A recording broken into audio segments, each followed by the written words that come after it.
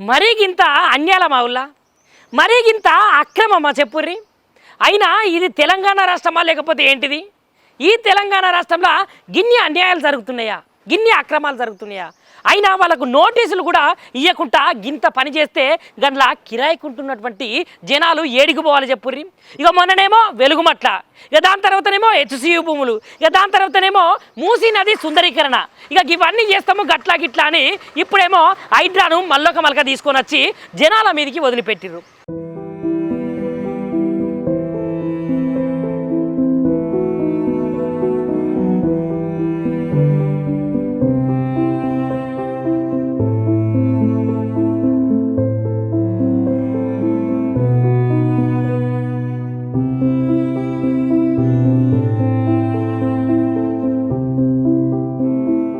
చూసిరా, బిల్డింగులు కూలుస్తున్నారు, అందున్నటువంటి కిరాయికున్నటువంటి జనాలు అయితే రోడ్ల మీద పడుతున్నారు. ఆ చిన్న పిల్లగాళ్ళను, వాళ్ళ అవ్వలను, వాళ్ళ నాయనలను చూస్తుంటేనైతే మీకు కనీసము బాధ కలుగుతలేదా? మీకు కనీసం అయితే జాలి అనిపిస్తలేదా?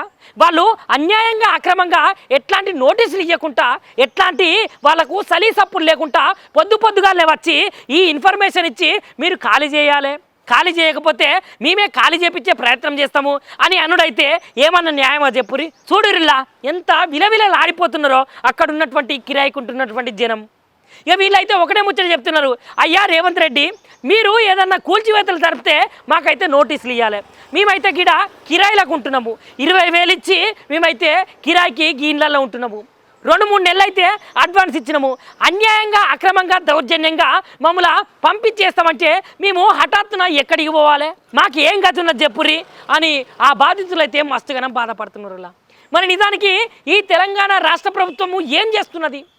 తెలంగాణ రాష్ట్ర ప్రభుత్వం యొక్క వైఖరి పోకడ ఎటుపోతున్నది? జనాల మీదికా, పేదోళ్ళ మీదికా, పేదోళ్ళ భూముల మీదికా ఈ హైడ్రాలు కానీ, లేదంటే భూ కబ్జాలు కానీ, లేదంటే వాళ్ళ ఇల్లులు కూలగొట్టుడు కానీ? చీ తెలంగాణ రాష్ట్రము ఒకప్పుడైతే సుభిక్షంగా ఉన్నది అని చెప్పుకున్నారు, బంగారు తెలంగాణ అని చెప్పుకున్నారు. కాకపోతే ఇప్పుడు ఈ కాంగ్రెస్ పార్టీ పరిపాలన వచ్చినప్పటి నుంచి అయితే తెలంగాణ రాష్ట్రంలో భూముల గురించి, అదేవిధంగా పేదల గురించి పట్టించుకునే నాదుడే లేరు.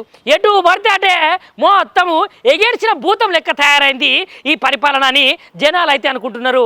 అక్కడ ఉన్నటువంటి బాధితులు అయితే బాధపడుతున్నారు. జనాలారా, మరి మీరేమనుకుంటారో ఒక్కసారి అయితే మాకైతే తప్పకుండా కామెంట్ చేయండి.